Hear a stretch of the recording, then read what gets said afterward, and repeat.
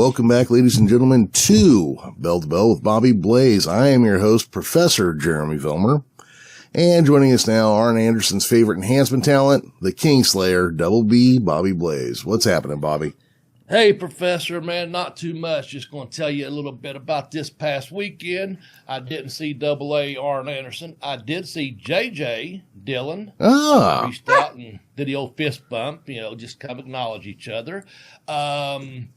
Big BW was there, brother. He walked by. I'll get into details in a second. And just kind of did a little handshake. He was there doing his thing. Everyone just doing their own little thing, man.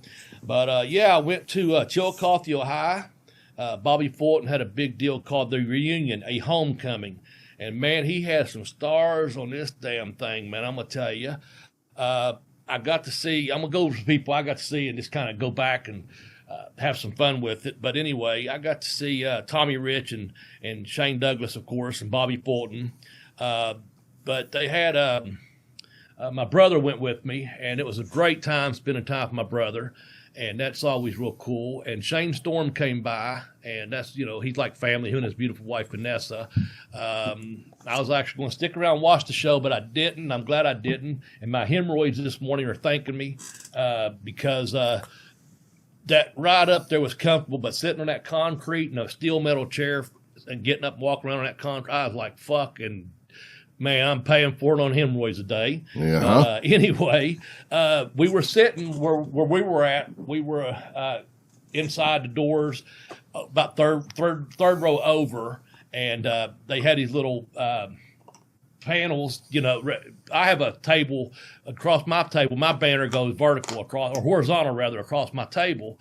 And behind us, they had some banners that was vertical, and that was the only separation. And my brother Jim said, and he spoke to him a lot more than I did, honestly.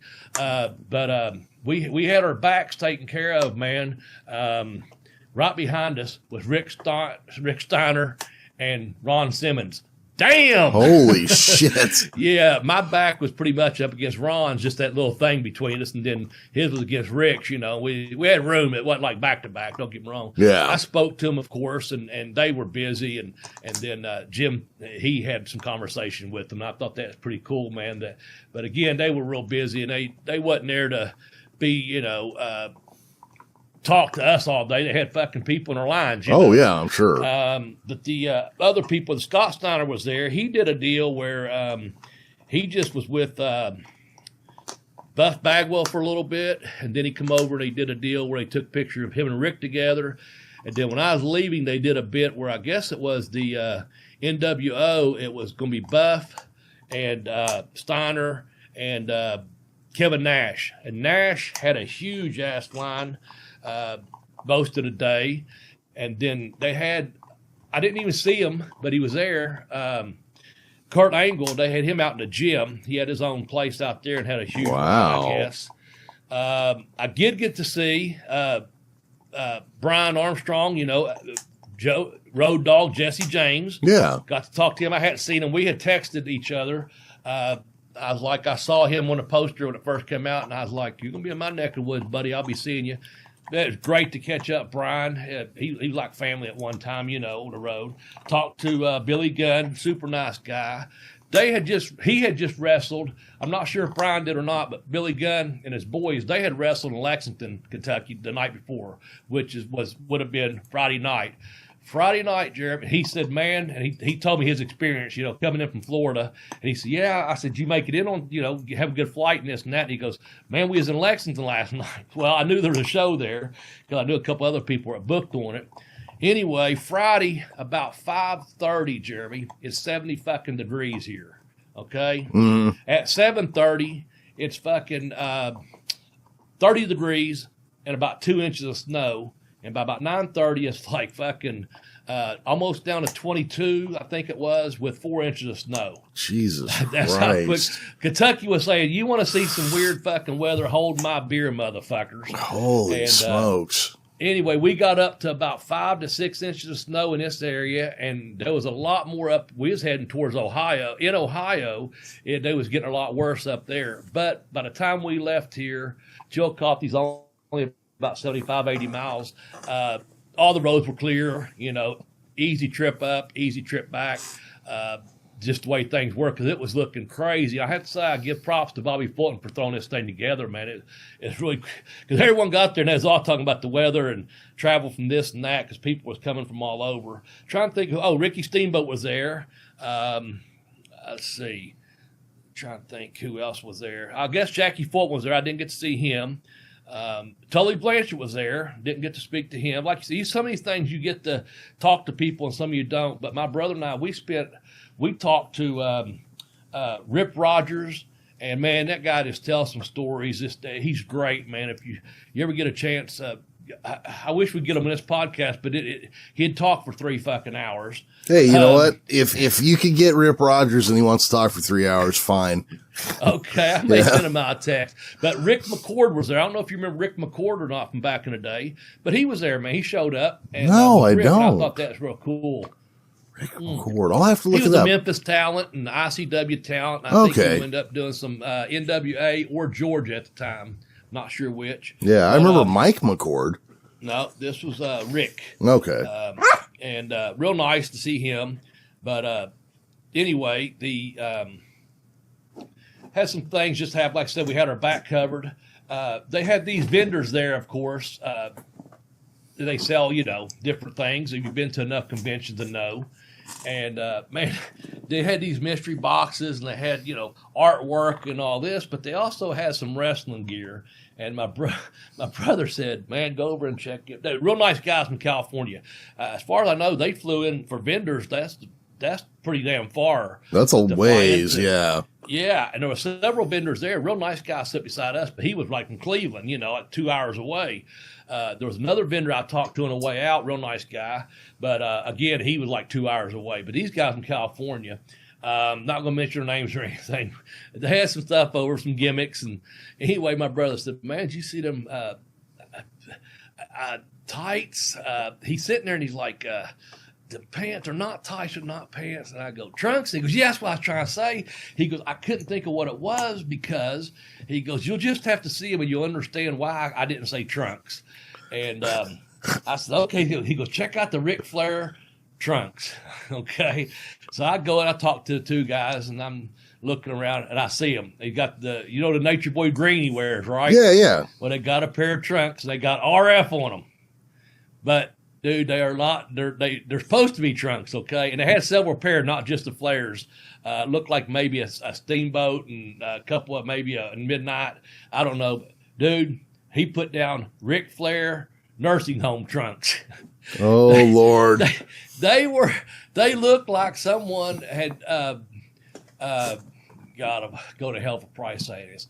It looked like someone took a pair of granny panties or Depends and made the design of these trunks. Holy had these stretchy smokes. things around the leg holes and around it was obviously a gimmick maybe a kid would like, I guess. I don't know. My brother said he saw someone open a mystery box. There was $20 and those two guys split one and he pulled out a mask, I guess, and he said, yeah, he said the older guy told the young one, said, you can keep the mask, So they had pictures and different stuff in it. I don't know if they put any granny panties inside the professional wrestling trunks inside the mystery box or not, but I thought that was pretty funny, man. So, that's God. Saw Shark Boy. I got to talk to Shark Boy. Always got to see him. He was sitting with Barry Windham, and like I said, Barry didn't speak a whole lot, man. But I'd have loved to sit down and talk to him, but I'd have been, talking to him about how great he was. While I was telling my brother on the way home, like, what am I going to tell him how fucking great he was in 85 through 88 or something? I don't think he realizes how great he was is one of the things. Oh no, see, I was thinking just the opposite. I think he probably knew he was. You think so? I don't know. My brother and I are speaking just like you and I are right now. Like, maybe. Yeah. I think, well, maybe this says, look, I know how good I was. I don't need you to fucking fanboy on me or something, Yeah. But I saw Tommy Rich, and so I seen Tommy a couple weeks ago. But anyway, I spoke to him and come in, and we had, my hair's got a lot of gray in it now, majority, all of it, gray. And, Tommy takes care of his hair, and I always take care of mine. I just haven't used any color on it. And so it's just the natural color. Well, I had went, man, check this out. This former professional bodybuilder I knew years ago named Dee Dee. She's been in this area, a couple years older than me, maybe my age, or give or take a year or two. I should say that, not giving out her age.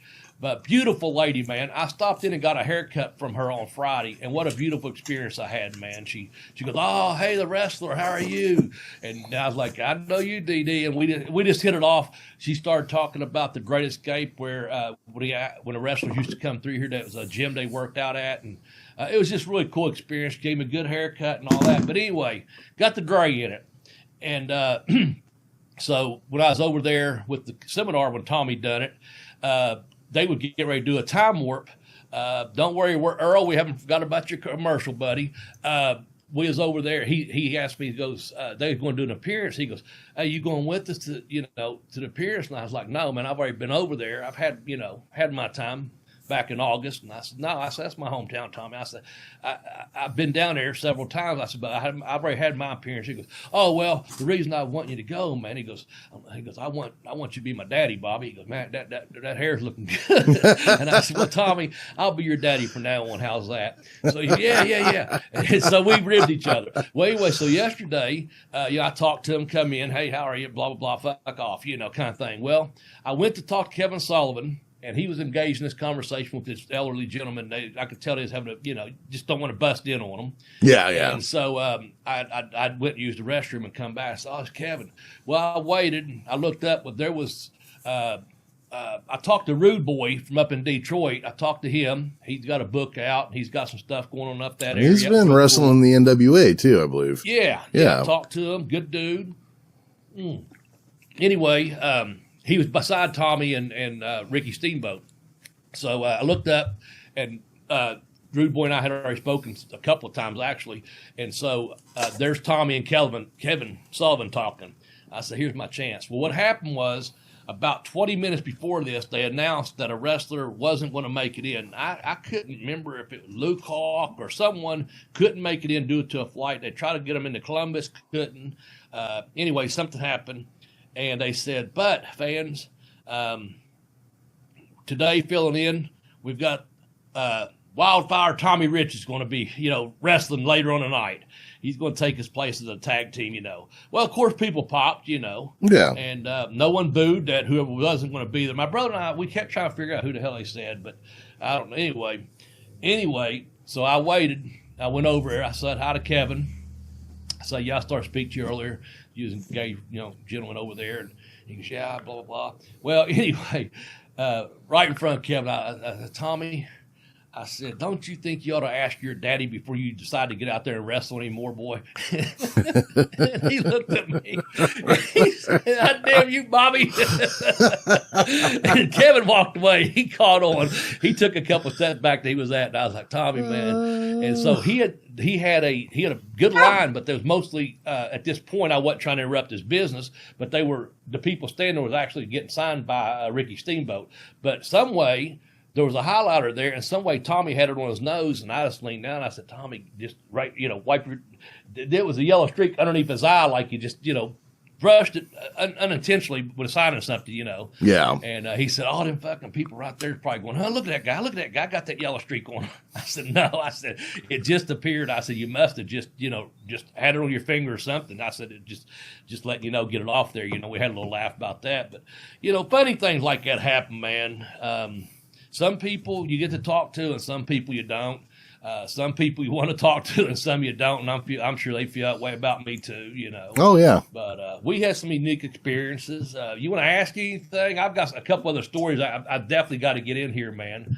But want to tell you those just off the top of my head there before I get into some notes I've got. Well, I was gonna just kind of compare the sometimes you want to talk to somebody and it just doesn't happen.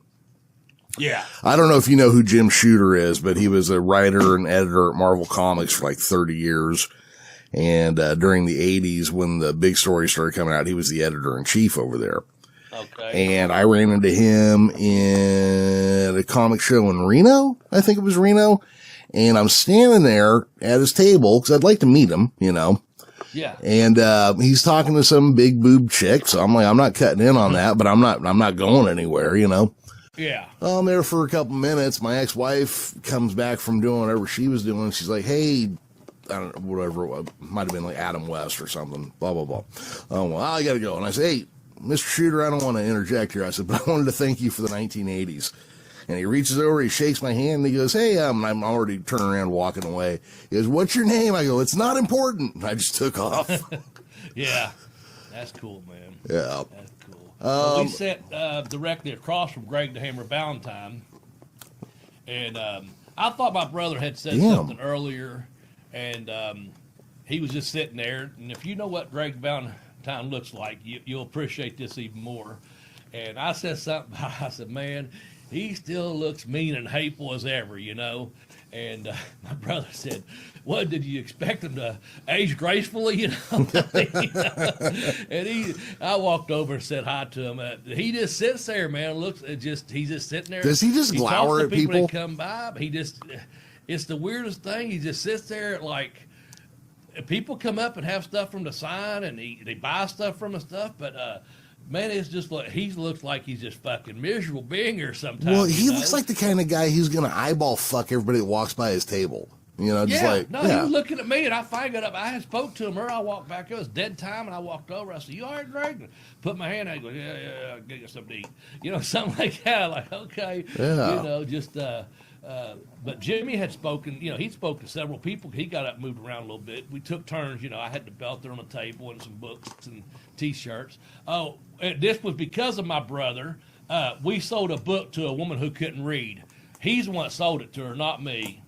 That's a hell of a salesman right there. Yeah, there was this couple there and this family, and man, this girl was so excited, and bless her heart, I'd say she probably couldn't, but man, she saw that book and she wanted it. I was thinking, honey, there's not that many pictures in there.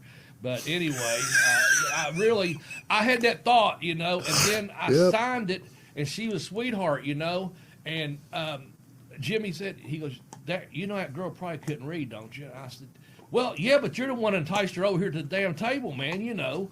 But anyway, you know, you just meet all kinds of different people like that, Jeremy, that just, anyway, check this out. I had a couple different things happen to me. I went around this corner.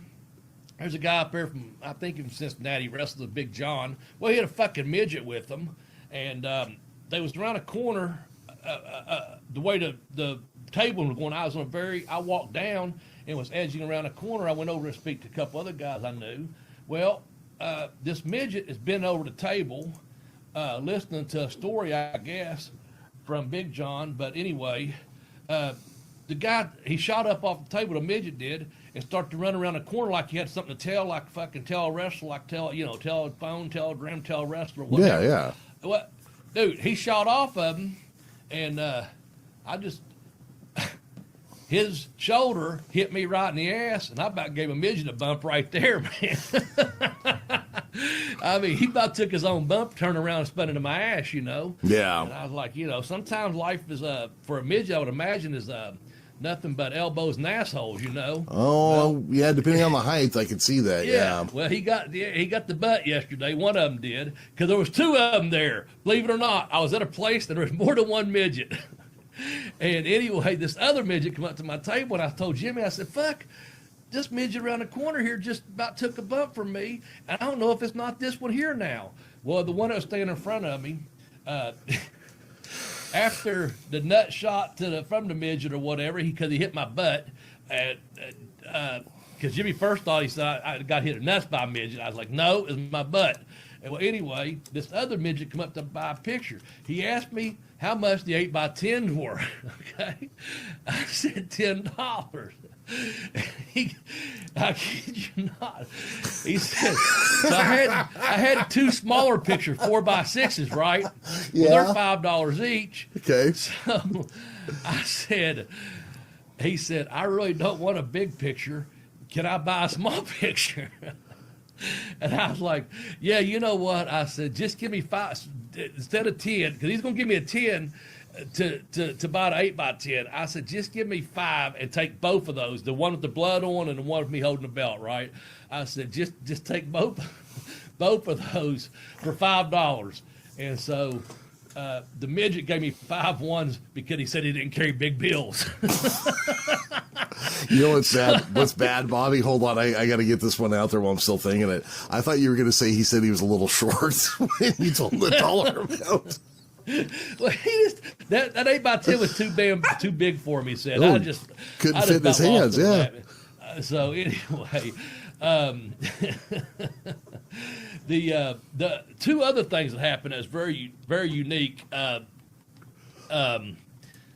Shit, like I said, we talked to Shane Storm and his wife, come over and hung out. I love that. I'd have loved to have went to the show. I enjoyed the time that Rip Rogers, him and I, my brother and Rick recorded.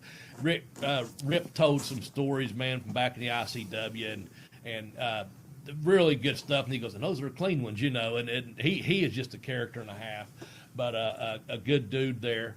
But, man, we was sitting there and this guy come by, pretty good shape, pretty solid, had kind of an athletic looking baseball type jersey on, and he talks to me and my brother for a couple minutes and seemed rather educated and kind of suave, I'll say, kind of good looking guy. And I couldn't figure out why I thought that, but he starts walking away and he gets about, 20 feet from us, and Jimmy looks up, and on the back of his shirt, guess what it says? Bobby Blaze. Well, close enough. It says Smedley. Smedley. I got up from the table. I said, hey. I start getting down through there. I say, hey, man, your last name's Smedley? He goes, yeah. I go, come back here and meet my brother, man. I said, this is my brother, Jim Smedley. I said, I'm Bobby Blaze Smedley you still talking to. Well, we started talking off the Smedley name. Well, he lived in Cincinnati and told us where he worked and, kind of a little bit about his family, this and that. I said, man, we go to these things. Never met any fucking more Smedleys, that's why I put him over as being suave and built good and all that. Because he was, he was a damn Smedley, by God, So he was a super nice guy. So I don't know if he's listening, but his name was Josh Smedley, I think. And so that was one thing that happened. Now, this other thing you're going to appreciate. Brent, if you're out there, you're listening, or Brent's mother. Listen, Brent's mom, you're doing great. Going back to school and doing good stuff. Keep it up. You're doing fine. And Brent, you're going to be all right too, my man. And I'll tell you why, Jeremy. Check this out. He wanted the picture with the blood, right? The 8x10. And so they're talking. The lady's real nice lady. I can't remember her name. But anyway, she's talking to my brother. And then Brent's talking to me a little bit. Fine young man. And blah, blah, blah. So I signed the picture and go to give it to him. Well, he hasn't paid yet, and we're still just kind of talking, though. It's not like, trying to get away or anything. So he pulls out his wallet, and I'm not really paying attention for about a half a second. I'm just waiting for him to get his money out because I'm still kind of cross talking to his mom. Well, when he goes, my brother looks up and says, oh, no, man, let me see that wallet. Well, he has this brown wallet, and guess what it says on it? It says Smedley on it. No, close again. It's got bad motherfucker on it. Oh. Now, anyone that knows me, I have had a bad motherfucker wallet for about probably 15 years now, okay? Whoa. Right off the movie. I bought it from, Amazon, a bad motherfucker site in Las Vegas, and then they direct me Amazon. I got it, saved money getting it through them. So actually... So he's standing there, and my brother goes, oh, no, he's looking at it, he goes, you like that? And I go, man, I reach in my pocket and said, let me show you something. And I flip it over, and if you can see me doing it the way I do it, I just flipped over my black leather with brown etching on it, and it says bad motherfucker, and that dude about lost it. And his mom about lost it. Man, we had a good time over it. I said, you know how many times I started to tell a story about a guy pulled out a Power Ranger. This happened. I got witnesses. He was bragging. This is an indie show about 10 fucking years ago, and he was bragging about getting him a little fucking, looked like a plastic Velcro, a grown-ass man, fucking Power Ranger wallet, right? He's all excited like a kid. He's a grown-ass man, and there was other wrestlers around, and they said, yeah, that's pretty cool. That's pretty cool. And I'm just like minding my own business because I'm just, there as like I go to a show and hang out, and I see my friends that are going to wrestle or whatever. And one of the guys says, that's pretty cool. You ever seen Bobby Blaze's wallet? And these other guys are a little bit younger, so they're putting over his Power Ranger thing. I guess it's a throwback 90s, you know what I'm saying? And I tell you what, I did dig the wallet. I'm not digging the guy doing it, but I said, I actually like the wallet too. It was a good little throwback. You know, it's something I probably would have bought my boys back in, you know, the late 90s, early 2000s or whatever. But nonetheless, I just reached down, pull out my wallet, said, bad motherfucker. Well, that circle of friends just backed away from that cat real quick and said, oh, man, that's so fucking over, Bobby. Let me see that. Power Rangers were forgotten. The real men stepped up and said, yeah, that's a wallet. You know? So it's got me over a couple times. But that was pretty cool, meeting the Smedley and you know, having the bad motherfucker wallet experience with Brent out there. So that's pretty cool, man. And, you know, one of the things that happened. Well, you Jeremy, know, I don't know. You got any question about yesterday? Not a lot of questions, but I was gonna follow that story up. You know, Sam Jackson kept his lightsaber from the Star Wars movies, right? And he had it engraved with "bad motherfucker." Oh, nice, man, nice. I didn't know that. Yeah. Well, let's see here, because I mean, it just Bobby Fulton. I've got to get a couple of shout outs though. Yeah, I was gonna say, it sounds like Bobby. You know what? Let's do this. Let's kind of reset the table real quick. Let's Bobby, tell everybody about the time warp real fast. Okay, sure, will, man. Listen here, folks. If you're a video gamer, sports fans, nostalgic enthusiast, are you ready for a time warp? And that's when Jeremy says, damn yes, right. I am. Well, Time Warp is a brick and mortar hobby shop with a huge selection of everything sports, gaming, and collectibles in downtown Ashland, Kentucky, with 2 locations in the Ashland Town Center. Guess who was there yesterday, Jeremy? A guy named Smedley. Nope, the mayor of Knoxville, Kane. They sponsored Kane. He was in town. I'd love to have went down and said hello to him, but I had to leave town due to that snow. I left a little bit earlier, you know, but they had him, and they've got other people coming, so be aware, just letting you know. But they've got vintage toys, sports cars, collectibles, tons of wrestling merch. It's the largest selection of memorabilia in the tri-state area. They also have an extensive inventory of vintage and current video games and consoles. It's a 100% must visit for retro gamers. When we get you out here, Professor, you're going to stop by and see Earl at the Time Warp, because the Time Warp buys your collectibles daily. They open 7 days a week, 365 days a year. They're only closed on Thanksgiving and Christmas. Check them out over on their Facebook. God damn, Bobby spit it out. Hey, Jeremy, check it out. Yeah. Go to the Facebook page at Ashland Time Warp or Time Warp Ashland, would you? Ah, man. Good group of people there. Earl, of course, we appreciate you very much. Him and Joe, the wrestling agent, you know, they're putting some good stuff together, and that's real cool, man. So give them a visit. Tell them Bobby Blaze sent you from, you know, in the tri-state area. If you're driving through Ashland or whatever, stop by and see Earl and the good people down at the Time Warp for me, would you? There we go. Yeah, definitely go check them out. And if you can't get over there in person, go find them on Facebook. Mercari is the website they do all their online sales through. So definitely check it out. They got a lot of stuff. Pretty cool. If I wasn't trying to act like more like a grown up, I'd probably buy a ton of shit from them already, you know. And like I said, they are on Facebook at Time Warp Ashland. So yeah, no, I needed to let you know too, Jeremy. I don't know if that might have already come out, man.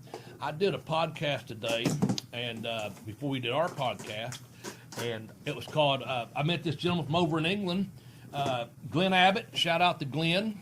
Him and his partner Jeremy. Jeremy is from Louisiana, so I think he said northern Louisiana. I'm not sure. Might have said something about swamps too. I'm not sure about that. I don't know. Anyway, they got a program called Pieces of Business, man, and they talk about wrestling. They do watch along sometimes. Apparently, Glenn does the ones with the some of the English wrestlers, and then Jeremy turns them on to some of the Mid-South wrestling and Southern wrestling.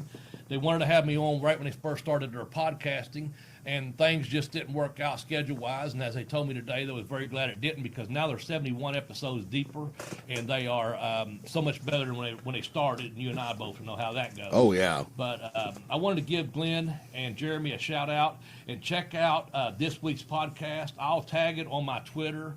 It's Bobby Blaze 744. I'm sure Jeremy will put it up on the Bell to Bell Blaze Twitter page. It's two Southern boys and an Englishman, and Bobby Blaze is a special guest, and of course that's just kind of let you know. Again, I'll put up there. They're also with Anchor FM, Jeremy, just so you know. Oh, okay. But you can watch along with Jeremy and Glenn as they review their favorite matches that have never seen before. And this week's episode has already dropped. Two Southern boys and an Englishman, the Bobby Blaze special. Look for that once I send it out on Twitter, or go and follow them at the Piece of Business, or follow Glenn Abbott on Twitter. And then also, I left this out, but follow Jeremy on Twitter at The Geek is Cast, and also tell them about your new podcast, Jeremy.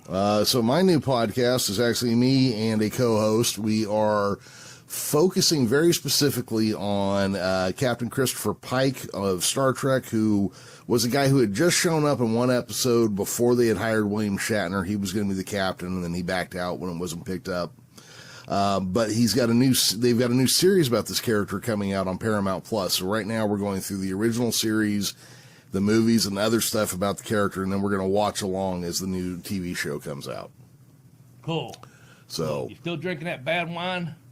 It was brandy. Yeah, and yes, okay. yes. It's in the contract. It's what we have to do. It's in the description of the show. Gotcha. Okay. Yeah. Well, when I get off here, I'm gonna tell you, this past weekend, I'm gonna get me some beer. Okay, that's what I'm gonna do. I think I'll have some beer and some Mexican food tonight. Oh, that sounds That'll like a take plan. care of my hemorrhoids. What do you think? Well, it'll blow. At the very least, it'll blow them out. You know, if nothing else. Yeah. And I want to say, man, I have to send a special thanks to my brother. He picked me up and arranged. Actually, he picked up and arranged. My car has got an oil leak, Jeremy, and it's went from about once a month putting about a half a quart into it to about once a month to putting a quart into it to now where I'm putting a quart in it about every 5 days, and that's not good. No, that's really not good. Even though I think I could have made it to Chillicothe, I'm glad I didn't take my vehicle. But my brother, we grew up being wrestling fans, and man, he stays so busy at his job and family, and just such a good person. But when we schedule something like this, it's always so much good time spent with each other, and I appreciate that from him. So he had arranged it to where he was going to drive me up to Chillicothe, and I didn't know this. I just sent him a text because I get OCD and I'll bug someone over something that's crazy, And hold on a second, I can get some. God damn it. Anyway, I said to him, I just sent a little text on like Tuesday, and hey man, you still wanting to go up there? Because one of the students had also asked me, hey, if you need a ride, I'll take you up. And of course, I try to pay for the gas and get them something to eat, and we try to make a day of it, Yeah, yeah. because it's fun. But anyway, so Jimmy, he texted me back. He said, "Oh, I've already taken care of it, man." He said, "I'll be taking you up there," and he goes, "I called Shane Storm, and he's going to bring you home after the show." So I could have, did the thing, spent a couple hours with Jimmy, and then, stayed and watched Shane wrestle and come home. Like I said, those plans changed because the long day and this and that. And again, the packed house, you would not believe it. Several people posted pictures. They had that gym packed, and I'm really happy for Bobby and all the guys that actually wrestled the show. The only thing I didn't get to do, I want to give a shout out to Nate, the amazing Nate Matson. He was. We talked on Twitter there. Was going to try to see him. I hadn't seen him for a long time. I used to see him at Cleveland All Pro Wrestling. That was one guy I did want to see because he was actually going to be wrestling later on that evening. But as soon as we got in the car and hit the highway, Shane texted me and said, Nate's in the locker room. And I was like, I'm already on the road, man. If I hadn't been at 5 minutes, we got out of there just the right time. If I hadn't been at 5 minutes, that Shane may have been walking back to the locker room and sent the text when it showed up, I probably would have turned back and seen him. But that's sometimes things like that happen. But you got to look. We got to spend all this good time together out there on the road. That was pretty awesome, man. Just riding up and riding back. And we, had a hamburger on the way up, cheeseburger on the way up there, It's a good time, man. Oh, it sounds like it. It sounds like you guys had a blast. And Bobby Fulton, every time you come back from one of his shows, it sounds like he really knows how to put a show on, Oh, man, he does. He really does, man. He had put so much into this. He gets out and hustles like you wouldn't believe. And I'm telling you, man, he had all them stars there. Again, I don't know who didn't show up due to a flight, but I think they were just going to be coming in for the wrestling show. I don't think they were part of the fan fest. So everyone that said that he had advertised, they all showed up. Some of those people's lines were overwhelming, because big stars, Yeah. Just a lot of good people. You meet a lot of good people. I laugh and joke about the midget. Both of them were really actually pretty cool guys. The girl was all excited that couldn't read. She was fucking. She may have been. She may have been able to read. Just ribbing around her. But a good time. And then just the people you meet, a Smedley or another guy has a wallet. Version of your wallet, or having to get eye fucked by Greg the Hammer Valentine or whatever it is, But I'm going to do something, Jeremy, if you don't mind. Yeah. They did us on the other podcast. I'm just going to put this out here because it made me feel really good, and it kind of wraps up my feeling about a couple people. A couple people have said they've read my book, and I don't know if they did or they didn't, because if I tell them so much or something like that, I'm like, do they really get something I'm saying? And so Jeremy on the other show read this paragraph in my book, and I'm going to do the same thing. I'm going to give him a book plug. But it kind of sums up the weekend, too, of just getting out and meeting people and stuff. And so this is towards the end of the book. It's being a lifelong learner. I'm sure I will continue to learn more about myself and about life. But here are some items of importance that I have found that make my life worth living. Live life without the judgment of others. To have love for life and for others, self and for others, and is the single most important aspect of life. Spread love. Time spent with others, especially the ones you love, is one of the best gifts you can give another. Perseverance. Keep on keeping on. Perseverance is the key to making it out of any hell you may be going through and to help you reach the goals that you have set for yourself. Just to merely exist on a planet is tough enough. But to dream and actually accomplish something worthwhile with your life, that's living. And that takes perseverance. Love. Don't judge others. Share your time wisely and persevere. And I just want to share that, man, because sometimes I forget about that. But like we talked about, you can hear it in my voice. After this whole COVID thing, we start opening things back up. And I said, fuck. I'm going to get out every chance I can from now on. If I get to one show a month, I'm going to get out and see people and try to help other people, like with the wrestling camp, and things like that. Yeah. Because, COVID just kind of kept us all boxed in and fucked our heads up and fuck that noise. I ain't got time for that anymore. We're not renting space. No vacancy there. Get out and make something happen every once in a while for yourself, Yeah. So that's why I kind of just was so thankful that I got to get out yesterday, see people, meet people, greet people, and be a people, by God. Well, and again, I said this a few weeks back that you've been more active in the wrestling world again, with your coaching and then doing shows and things. I've never seen you this happy. So yeah, it's been a while. Yeah. Thank you. My brothers told me, I asked a couple other people, and it's helped me mentally, my mental health, Jeremy. It really has. So with that said, I just want you to know you can go to Amazon and pick up either a copy of my book, either one of my books. But the way the professor has it set up, if you go to tinyurl.com/blazebook1, you can get a copy of Pin Me, Pay Me, Have Boost Will Travel. If you go to tinyurl.com/blazebook2, you can get a copy of I Kicked Out on 2, The Educational Wrestler. They're both available. And also it would help sponsor this show a little bit because Jeremy and I are still in debate whether we get 12 cents or 20 cents. Every little bit helps, but we both smile when I sell a book, and Jeremy gets a little giggle and a laugh out of it the way I say that. But, yep. Yeah, help a brother out and buy a book. and enjoy yourself. As you heard me read some part of it towards the end, because some people have said, man, there's some life lessons in there too. It's not just all about wrestling. And I put that in there for a reason. Here's like one of my favorite ones, is that thing where you talk about how to avoid getting your dick stuck in a watermelon. It's like chapter 8 or something, right? Yeah. Well, I got mine stuck in a vacuum cleaner, but we've all been Granny there. Gertrude was none the wiser. My cousin and brother knew where that hickey came from, but she had this new vacuum cleaner, and you wasn't supposed to bring it up, Jeremy. But anyway, I didn't. I brought up the watermelon. Oh fuck! You told the watermelon story. Never mind. I didn't mean to say anything about the vacuum story. Hey Bobby, while we're laughing and having a good time, let's go ahead and let's kill the mood a little bit. So you and I have come to a decision on the show. Yeah. I think, I'm going to spit this out there. I think we're going to wrap it up on May 9th or thereabouts. Somewhere around that time. Yeah. So, if you haven't bought a book yet, do it soon. They're still going to be around. They're going to be. We might wrap this thing up. I'm looking to do another podcast like you are.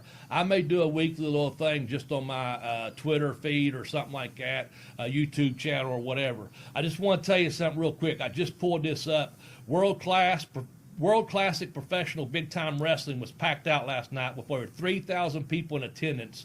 And they had to turn people away, man. Wow. So anyway, that was from Bobby Fulton. And I had seen the picture that Rip had posted after I left, and I told my brother, I'm glad we left, because I couldn't, that crowd was, if I wouldn't have been in there with a good seat, I just, you know what I'm saying, it's like, but I'm sure I missed out on some good professional wrestling too, because I knew a lot of the performers that are going to be there, the wrestlers, workers, in this case, professional wrestlers. Yeah. And I'm sure they did a great show. But yeah, we may wrap this thing up the right before May the 7th.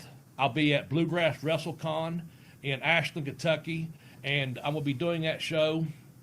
And then I think we're going to probably end it on a this past weekend episode. Shout out Theo Vaughn. Stole his little gimmick name there, if you don't mind. He's everyone's second cousin anyway. So Theo, my second cousin, my man, kind of stole the gimmick on this past weekend. But on May the 7th at Bluegrass Wrestling Con, myself with Shane Douglas, again, going to see, didn't talk to all these people, but did get to see them, But DDP will be at this one. Buff Bagwell will be there. Gangrel, Sergeant Slaughter, Ricky Steamboat, Jimmy the Mouth of the South Heart, Shane Douglas and myself, and Flash Funk, or Two Cold Scorpio, if you will.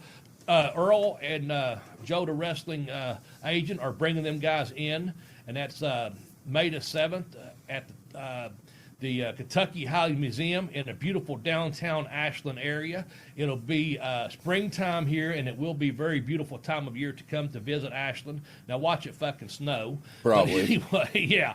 But anyway, after that, we're going to get back together the next day and record and kind of do a wrap-up on that show and call it a what it was. We're going to had fun with this podcast. You're moving on to another podcast. I'm going to be starting something or working with someone very soon. But in the meantime, I think we're going to do a 1985, the year that was. So you can look forward to that. And I think Jeremy and I are going to do, any other ideas he spits out after this, I don't know about. But I'm going to spit out, we talked about doing another one of our top 10 over the last 4 years, just our top 10 moments that we've enjoyed recording this podcast. I know the time Jeremy got with the coconut, the coconut's always top of my list. Yeah. Yes, that was a good one.